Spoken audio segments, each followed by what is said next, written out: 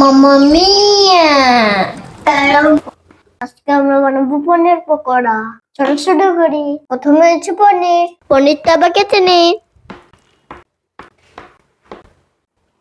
Cornflour, লবণ, জিরা গুঁড়ো, কাশ্মীরি লঙ্কা, সামান্য হলুদ, চিলি ফ্লেক্স, প্রচুর মতন জল ভরে নি।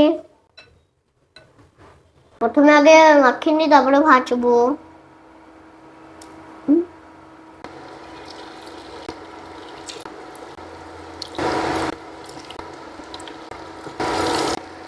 উল্টে পাল্টে নি।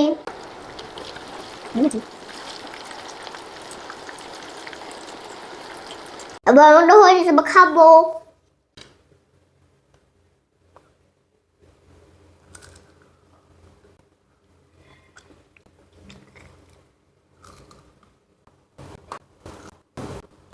খুব সুন্দর লাগলো খেতে। আমরা লাইক করবে, কমেন্ট করবে, শেয়ার করবেন প্লিজ।